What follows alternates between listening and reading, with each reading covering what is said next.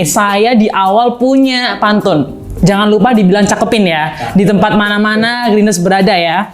Yuk, melihat langit berwarna biru. Cakep. Sambil memakai baju biru. Hari ini edisi Hotpot di bulan baru bersama Pak Yasir yang paling seru.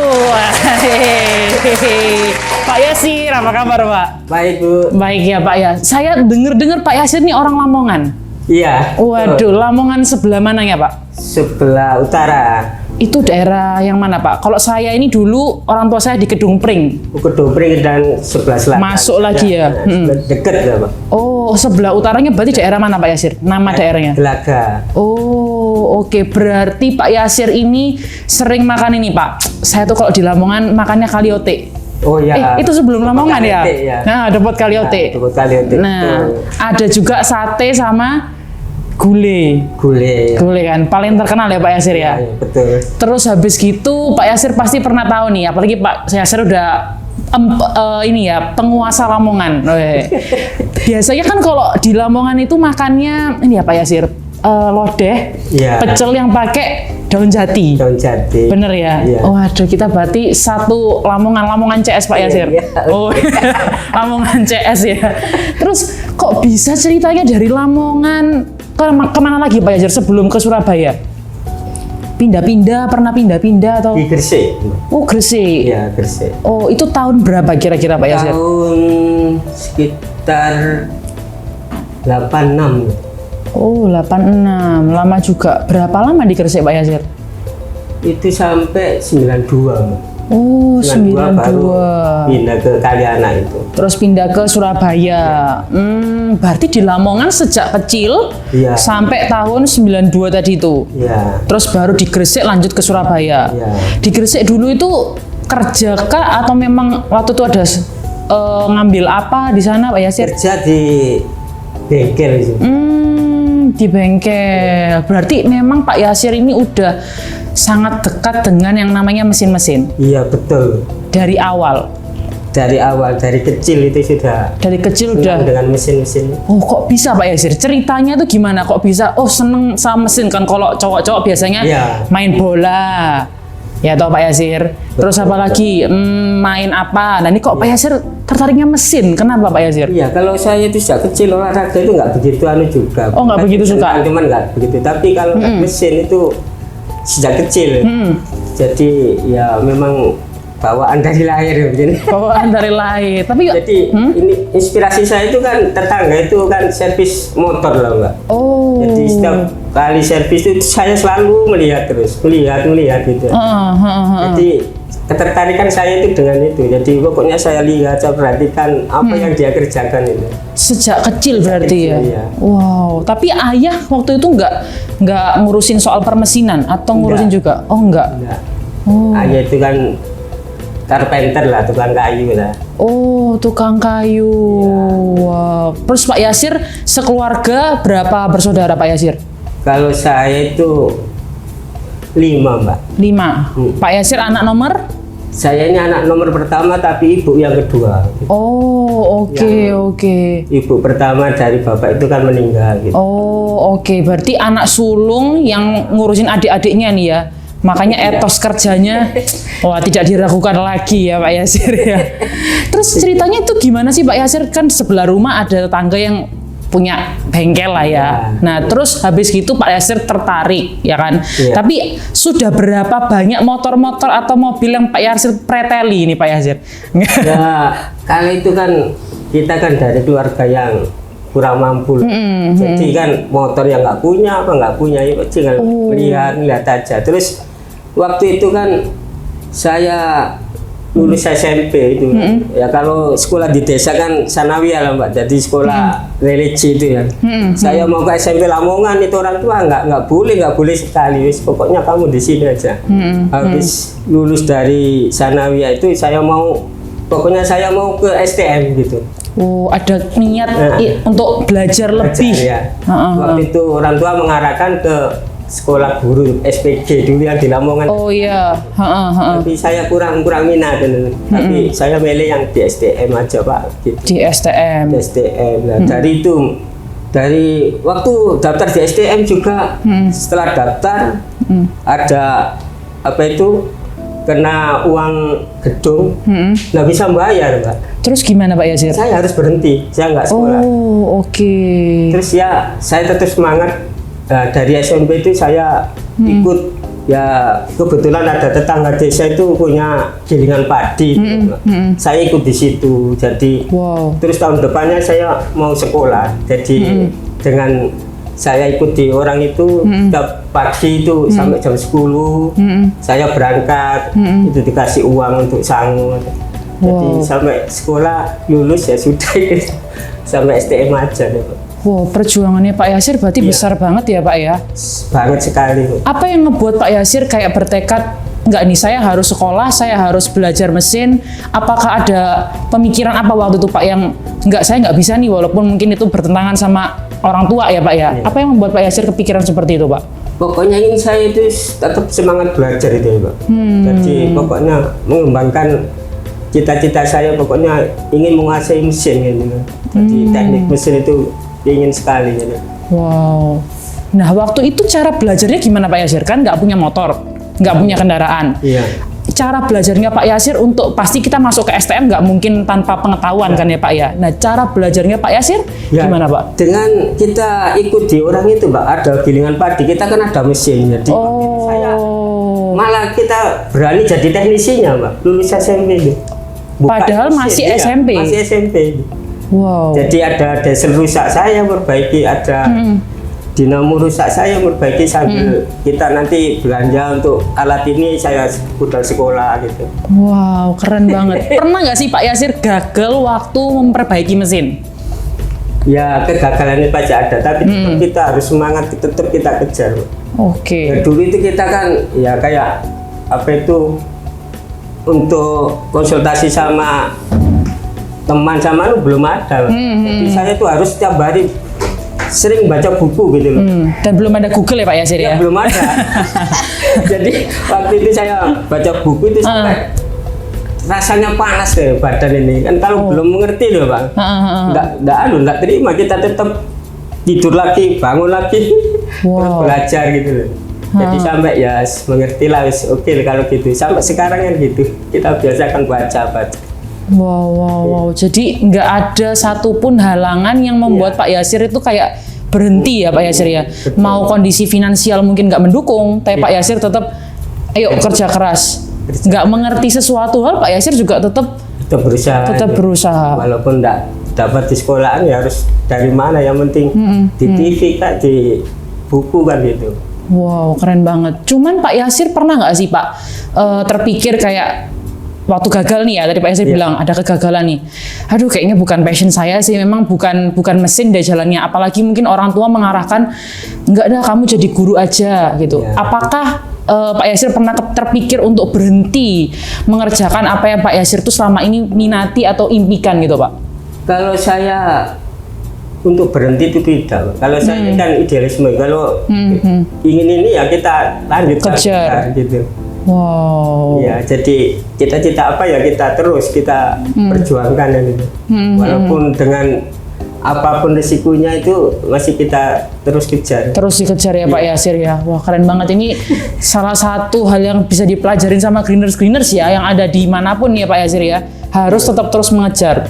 Termasuk soal apa lagi Pak Yasir? Jodoh. Oh enggak.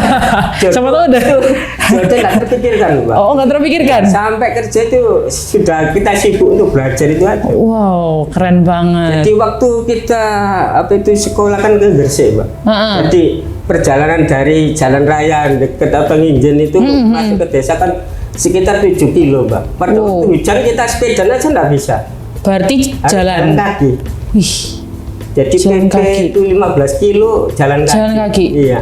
Hujan-hujan malam ya kita terbiasa ya kayak gitu, sampai terbawa di kerja ya sampai gitu. Sampai terbawa di kerja. Iya, tapi kalau boleh diinget-inget ya Pak Yasir. Sekarang Pak Yasir ini tinggalnya di mana? Sidoarjo bukan? Tetap di Lamongan. Di Lamongan. 31 tahun itu PP terus. Nggak pernah kos ya ini. Wow, berarti sampai sekarang PP Lamongan. Iya. Waduh, saya kok jadi malu ya ngomong sama Pak Yasir ya. PP Lamongan sekarang Surabaya. Dan Pak Yasir ini di Kaliana, bener kan? Kaliana. Yang mana masuknya jam 7 pagi. 7, iya. Terus gimana Pak Yasir cara bagi waktunya, cara Pak Yasir berangkatnya? Ya kalau saya itu kan terbiasa kalau jam bangun pagi itu kan jam 3 zaman itu sudah terbiasa bangun. Sejak dulu kan waktu itu kan ya waktu belajar sekolah itu kan belajarnya ya di sebelum subuh itu terus baru habis itu kita ke tempat kerja gitu. Terbiasa sampai sekarang Mbak. Jadi walaupun di Kalianak masih jam 7 itu nggak kaget.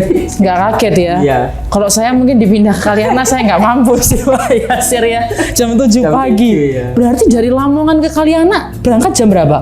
Kalau saya keluar dari rumah itu jam 5:15 paling lambat itu jam 5:30. Wow. Dan itu pulang ke Kalianak nggak mungkin kan Pak Yasir pulangnya langsung, tenggo jam 3 gitu atau jam berapa ya Pak Yasir ya Kalianak ya? Kalau sekarang itu jam 5. Jam 5 ya. Tapi dulu di Fleet Pak, ya jam 8, jam 9 pasti. Kalau di workshopnya kan enggak begituan. Kalau dulu di Fleet kita tetap di atas jam 7. Dan sampai di rumah jam? Ya jam 9, jam 10. Aduh. Walaupun malam ya kita tetap pulang. Tetap pulang ya. Kenapa Pak Yasir kok? Lah ini kan udah lama banget di Spill ya, nggak mau pindah di dekat Surabaya atau mungkin Sidoarjo gitu. Kenapa kok tetap nggak deh di Lamongan aja dan mau berkorban waktu yang lebih banyak untuk proses kerja ini? Ya waktu itu kan kita itu kan ingin dekat dengan orang tua gitu aja. Oh oke. Sampai dapat jodoh ya dari tetangga aja. Oh ini ya jodohku tetanggaku gitu. Ini bisa dibuat FTV loh Pak Yasir. Oh ya, karena itu kan kita ingin dekat dengan orang tua gitu aja. Nggak mau jauh walaupun kita nggak serumah dengan orang tua tapi masih satu wilayah lah. Iya. Makanya itu yang membuat Pak Yasir ya udah deh nggak apa-apa tetap aja berkorban gitu ya Pak Yasir ya. Iya. Kalau boleh tahu, Spill ini perusahaan Pak Yasir yang keberapa? Kedua. Oh kedua. Pertamanya? Di Cokro itu, Cokro Gresik. Oh di Cokro Gresik. Bagian mesin juga? Iya, bagian operator mesin lah. Mesin. Dan di Spill ini kedua dan sampai sekarang? Sampai sekarang. Apa yang ngebuat betah Pak Yasir? Ya karena happy lah Mbak kerja di Spill ini. Kita bisa belajar, kita disupport untuk selalu berkembang. Jadi kita enak kan itu. Kalau di kerjaan lain satu kerjaan fokus kan itu. Jadi nggak boleh kemana lagi belajaran nggak bisa. Berarti memang Pak Yasir dari dulu suka belajar ya Pak Yasir ya? Iya Mbak. Wih. Belajar itu aja. Keren banget dan bener-bener mendalami apa yang Pak Yasir udah pilih istilahnya gitu ya. Walaupun di Spill itu dulu kan kita operator mesin satu, mesin scrap itu. Terus kan di Spill itu waktu dulu itu nggak banyak orang.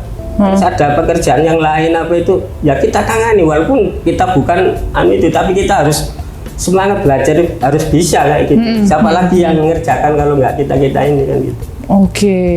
Dulu awal di Spill jadi apa Pak Yasir? Jadi operator mesin scrap. Operator mesin scrap itu di mana? Surabaya atau cabang dulu? Di Surabaya. Di Surabaya ya, di Kalianak. Berarti udah di Kalianak awal nih dari operator mesin scrap ya kan. Terus prosesnya gimana Pak Yasir? Sampai sekarang Pak Yasir kan jadi manajer ya. Manajer workshop keren banget.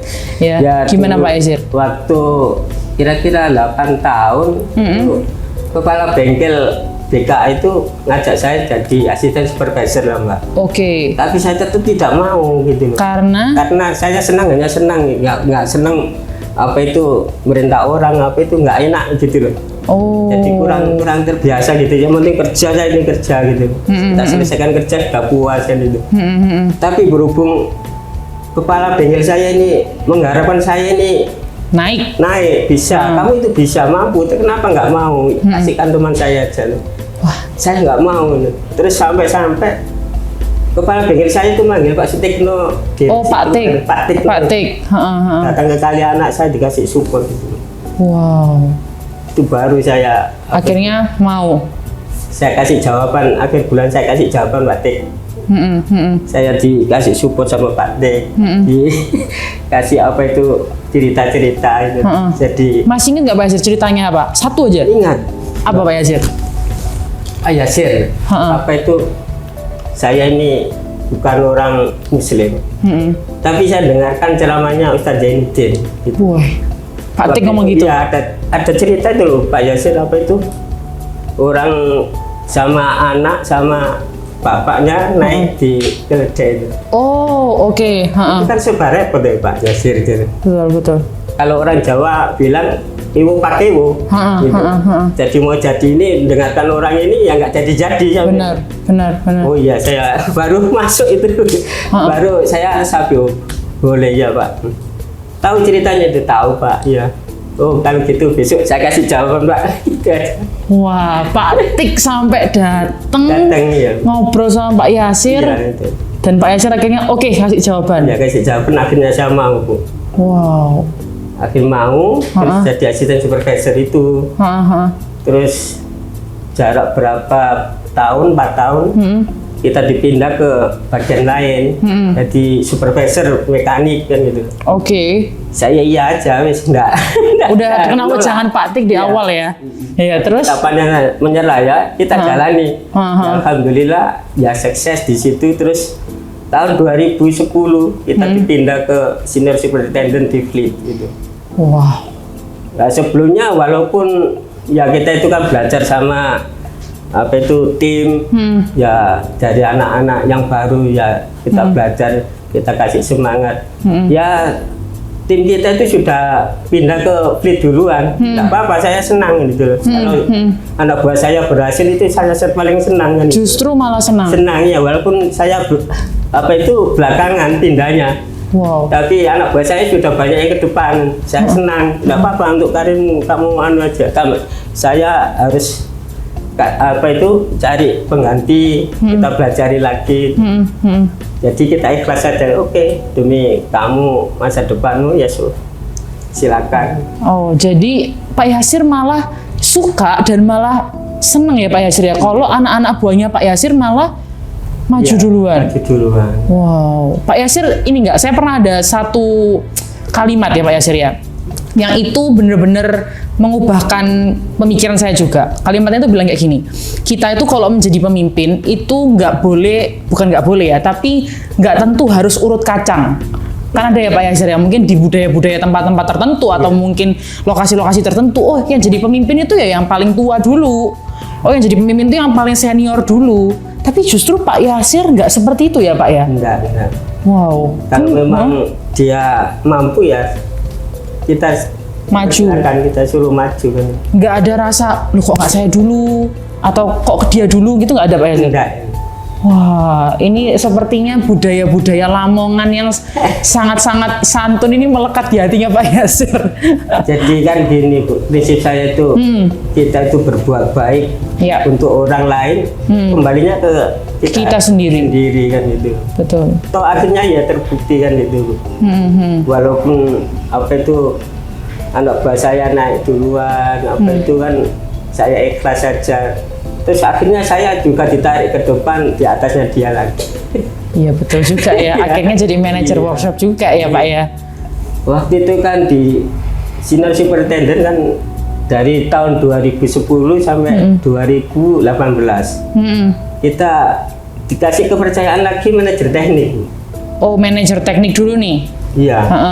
Manajer teknik selama 3 tahun. 3 tahun. 2018 sampai 2021. Awal itu. Nah, karena waktu itu kan ada COVID. Betul. 2020 ya Pak Yasir ya? Awal 2021 saya kena. Oh, kena COVID? Kena COVID. Oke, terus? Nah, COVID itu ya agak lama di rumah sakit ya, Bu. Karena itu zamannya Delta ya Pak Yasir ya? Iya. Yang parah itu ya? Iya. Dan itu Pak Yasir lama di rumah sakit? Di rumah sakit. Iya. Akhirnya gimana Pak Yasir? Sampai saya itu masuk ICU. Waduh, sampai separah itu ya? ICU selama 14 hari. Oke. Iya. Jadi saya masuk di rumah sakit itu bersama istri. Sekeluarga kena? Saya sama istri ya. Saya sama istri, oke. Iya.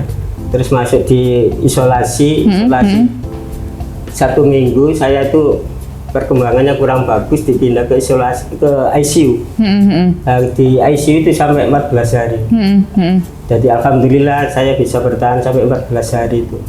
Terus baru keluar dari ICU kita ke pemulihan itu sampai total di rumah sakit itu 38 hari. 38 hari, 1 bulan lebih ya Pak Yasir ya? 1 bulan lebih.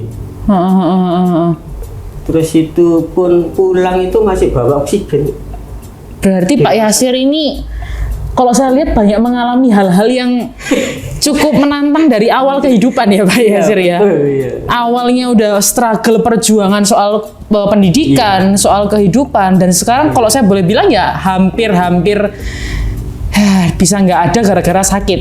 Iya. Betul ya. Tapi waktu itu apa yang ngebuat Pak Yasir kayak aduh ini ya pasti ya namanya sakit kan kita nggak bisa minta ya Pak Yasir ya. Sembuh pun juga anugerahnya Tuhan gitu. Tapi apa yang ngebuat Pak Yasir kayak ini kayaknya saya harus tetap fight lah istilahnya untuk kesembuhan. Iya. Ya saya waktu di ICU itu ya sempat titik terendah. Sudah pasrah. Jadi saya sempat sama suster itu bilang, Mbak, tolong sampaikan ke anak saya. Kebetulan mantu saya di rumah sakit. Oke. Saya sudah pasrah, silakan apa itu dokter yang lakukan, sudah enggak. Tapi mungkin ya terjawab dengan omongan saya itu. Besoknya itu saya itu nggak sadar diri. Nggak sadar sama sekali. Iya. Oke. Jadi waktu itu saya sudah sempat berapa jam gitu. Jadi nggak ada. Iya. Terus baru itu saya bangun lagi. Loh, kenapa tangan saya kok diikat gitu? Udah diikat? Iya, diikat. Kan kok banyak tingkah, tapi kita nggak sadar. Itu. Jadi terus saya, berarti saya tadi itu sudah nggak sadar itu. Nggak sadar. Ya kebetulan waktu itu juga ya pertolongan dari Tuhan ya. Jadi waktu itu sudah mau diputusin sama dokter. Kalau saya mau di apa itu istilahnya dilubangin di sini ya. Tapi nggak tahu ya ada jalan dari kepala ICU. Itu kebetulan kan kenal sama anak saya tadi. Dipanggil anak saya tadi. Kalau nanti sampean dipanggil dokter, tolong jangan diterima. Oke. Soalnya tindakan itu penuh risiko dan jarang dilakukan di sini kan. Terus akhirnya dipanggil betulan. Terus tidak mau nerima ya nggak jadi dilaksanakan itu. Pokoknya ayahmu tunggu 2 hari lagi. Karena sudah 12 hari, inkubasinya ini 14 hari. Kebetulan ya alhamdulillah, Pak. 14 hari saya dinyatakan negatif. Wow, sembuh. Iya, ya pokoknya negatif. Iya, negatif dulu, baru saya bisa keluar dari ICU. Nah, jam 12 malam sudah hasil pemeriksaan itu dinyatakan negatif. Karena saya dipanggil juga gemetar. 12 malam panggil ini ada apa ya? Terus baru dikabari kalau ayahmu bisa dijaga, sudah bisa dikeluarkan dari ICU. Langsung lega. Iya. Waduh, itu yang baru bisa kita Bu. Bisa dijaga dengan anak. Bisa Waktu itu di kamar 1 ini sudah nggak ditengok orang kan. Tapi berkat ya saya senangnya itu terima kasih sama pimpinan PT Spilin Pak Leman. Oke. Telepon sama anak saya. Oh, Pak Leman langsung telepon ke anak Bapak? Iya, waktu itu saya tahunya baru ditanya Pak Leman itu. Kondisinya gimana? Itu masuk ke ICU. Masuk Pak. Itu saya yang telepon, saya suruh, kamu berani masuk ke ruang ICU? Berani Pak. Kamu berani masuk ke ayahmu? Dilaksanakan sama anak saya itu, jadi kan kebetulan bisa pinjam. Iya. Terus saya, ya ini saya gitu loh. Kasih semangat saya. Wow, berarti ketika Pak Yasir istilahnya dalam kondisi terendah pun, itu bukan cuma ada pertolongan Tuhan, tapi ada support keluarga, bahkan pimpinan itu juga ikut support ya Pak ya. Berarti seberapa menurut Pak Yasir ya Pak, selama Bapak di PT Spil ini, melihat dari posisi tadi ya, Pak Leman sampai juga turun tangan. Menurut Pak Yasir, apa sih yang membuat Pak Yasir ini itu yakin bahwa PT Spil ini tuh merupakan tempat yang benar-benar pas untuk Pak Yasir dan juga mungkin untuk timnya Pak Yasir terus bertumbuh? Iya, ya karena dari awal saya bekerja di situ nggak ada keluhan apa kok. Kita tiap tahun juga ada perhatian dengan sileri apa, ya nggak pernah telat, nggak pernah nggak ada kenaikannya, kenaikan terus stabil. Berarti kan perusahaan ini perhatian dengan kita. Betul. Terus apa yang kita perbuat dengan perusahaan kan gitu loh. Kalau perusahaan baik maju kan kita juga imbasnya ke kita juga, kan gitu loh. Betul. Anggap aja kita itu kan ladang kita kan gitu. Nah kalau kita sudah niat di sini terus ladangnya nggak bagus kan akhirnya kembali ke kita ya, susah mikir juga. Iya, kadang kita selalu berpikir tempat lain lebih bagus, tapi apa yang udah kita lakukan ya Pak Yasir ya, ke tempat yang kita ada gitu ya. Yang ada sudah bagus ya, kenapa harus ke yang lain? Oke. Tapi sering nggak Pak Yasir ngobrol ketemu sama Pak Leman? Berarti sering ya? Ya waktu dulu ya sering di Fleet. Iya. Wah, saya baru pertama ini loh tahu Pak Leman sampai turun tangan nelpon. Nggak bisa kita lakukan, nggak bisa kita lupakan untuk jasa-jasa. Wow, keren. Supportnya betul-betul besar ya. Besar sekali. Kondisi kayak gitu. Setiap hari saya dikirim makanan, keperluan apa dicukupi semua. Waktu sakit itu. Wah, keren banget Pak Yasir. Itu yang mungkin yang buat Pak Yasir bertahan juga selama ini di Spill ya. Iyalah, karena ya kita sudah menjadi bagian dari Spill, Bu. Rasa banyak utang budi dari Spill ya, dari kondisi rumah tangga kita sampai sekarang sampai bisa kayak ini. Seperti ya. ini. Iya ya. Makanya kita bilang ke apa itu, ngobrol-ngobrol sama anak juga kita kasih support ya gitu. Anak saya juga merasa punya kan gitu. Ya sama kan gitu. Iya, oke. Kebetulan kan anak juga kerja di DPL. Oh, jadi satu grup ya Pak ya? Maksudnya masih di tempat, di tempat kita ya? Satu grup. Oh, bagian mesin juga Pak? Atau? Pimpro Pak. Pimpinan project di DPL. Berarti ya nggak usah jauh-jauh kayak Pak Yasir ya, di Lamongan kan? Di Lamongan. Di Lamongan. Tapi Pak Yasir kalau dipindah ke DPL, ya mau nggak Pak? Kan lebih dekat Pak di Lamongan. Sama aja caranya. Sama aja ya. Tengah ya. Oke. Nah Pak Yasir, ini saya mau tahu nih. Pak Yasir kan sekarang jadi manajer workshop. Udah ngalami banyak naik turun lah dari di PT Spill juga kan. Nah, apa sih yang membuat Pak Yasir itu ingin terus supaya melalui workshop bagaimana sih caranya supaya bisa memajukan Spill? Tadi kan Pak Yasir juga bilang, oh kita ini kalau udah ada di Spill nih, ya kita nggak usah lah bingung-bingung ke tempat lain, kita kembangin dulu nih Spill. Nah, menurut Pak Yasir, seberapa besar peluang, potensi, dan apa yang bisa tim workshop lakukan untuk kemajuannya PT Spill? Banyak sekali lah Mbak.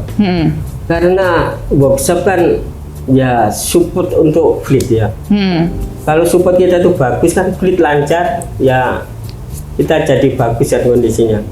Jadi kita kan harus bisa memanfaatkan teknologi ya.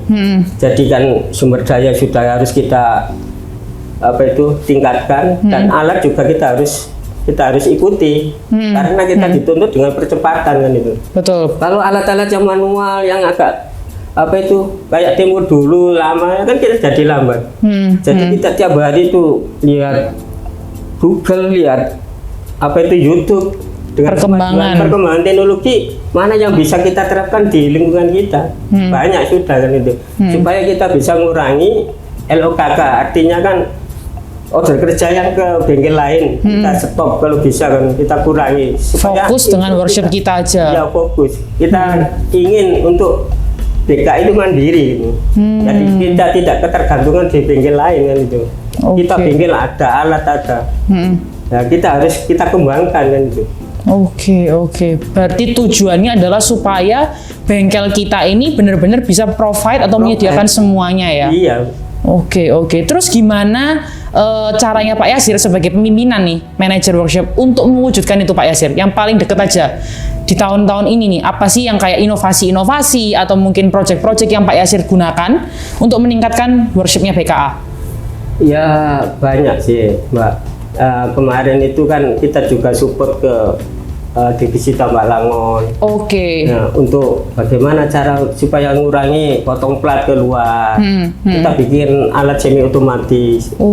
Berarti bikin alat juga? Bikin alat ini. Kalau kita memang beli tuh kayak gini tuh mahal, kita bagaimana caranya kita bisa apa itu bikin sendiri yang semi otomatis kan gitu. Jadi untuk percepatan alhamdulillah untuk potong plat juga Bisa ya. bisa. Oke. Jadi support di Langon, support di apa itu Fleet. Jadi kita Kalau workshop itu menangani berapa karyawan di bawahnya, Pak? Pak Yasir timnya? kalau workshop itu ya kurang lebih 100 kurang sedikit gitu. 100 orang. Ada listrik, ada mekanik, ada tukang las, ada tukang kayu, Oke. ada spare part repair. Sa- Jadi lima bagian itu rata-rata ya 22 gitu. Berarti hampir 100. 100. Saya aja di tim legal nih Pak Yasir ya. Iya. Cuma ada berapa ya? 5-6 orang lah. Iya. Sebentar atau enggak ya? Maaf ya tim legal ya kalau salah. Itu Bu Evelyn manajer saya aja udah pusing nanganin orang-orang di dalamnya. Pak Yasir membawahi hampir 100 orang. Nah, caranya gimana Pak Yasir sebagai manajer untuk ngehandle seperti itu? Ya kita itu kan perlu pendekatan. Yang kita lakukan adalah pendekatan. Tiap hari kita keliling ketemu sama dia, ngobrol apa kesulitan, apa ada yang perlu dibantu, masalah apa aja kita harus ngobrol, kita dengarkan nantinya dia itu. Di tengah kesibukannya Pak Yasir masih bisa mendengarkan Iya. orang-orang di bawahnya. Iya, kita ajak ngobrol santai, kita kayak teman gitu aja Bu. Jadi kita itu bisa, oh ya kebutuhan ini, sambil kita keliling untuk orang kerja ini, oh kalau ini kekurangannya apa, kalau supaya cepat apa, langsung kita pancing omongan, gimana kalau kerja kalau gini mau supaya ini cuma, oh iya Pak, jadi dia respon, jadi dia suka kan gitu. Wow, keren. Jadi kita itu nggak hanya target instruksi aja, tapi terus apa itu supportnya nggak ada kan ya susah. Jadi apa itu bawaan kan juga ngeluh. Kan hanya merintah tapi nggak dilihat alatnya, nggak dilihat apa itu yang diperlukan, supportnya apa. Akhirnya kan balik ke kita. Benar. Tapi kalau kita supportnya kita kasih dulu apanya, terus mau apa lagi ya? Betul. Gitu. Jadi ada instruksi boleh nih, kerjaan boleh, tapi juga harus support. Pak ya. Oke. Mungkin Pak Yasir ini ya. Kalau tadi Pak Yasir kan udah cerita, wih pengalamannya Pak Yasir banyak banget. Terus habis gitu Pak Yasir juga cara penanganan timnya juga keren gitu ya. Mungkin ada nggak sih Pak Yasir 1-2 patah kata pesan-pesannya Pak Yasir buat timnya Pak Yasir yang lagi nonton?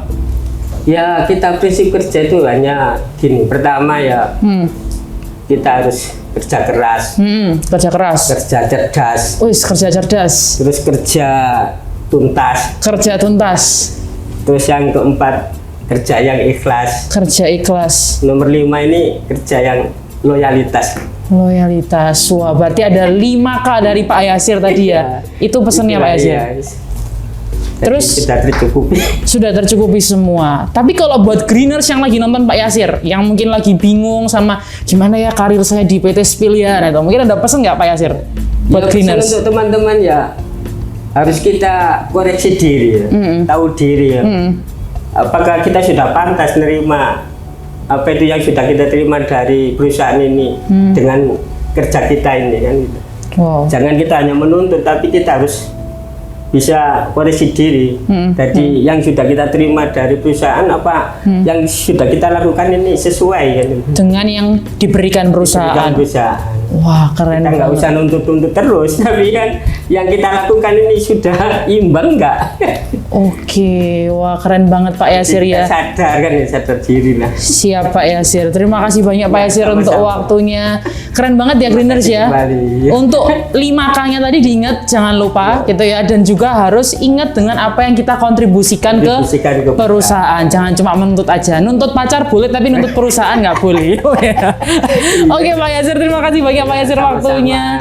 Dan greeners, thank you banget udah dengerin podcastnya, Hotpotnya.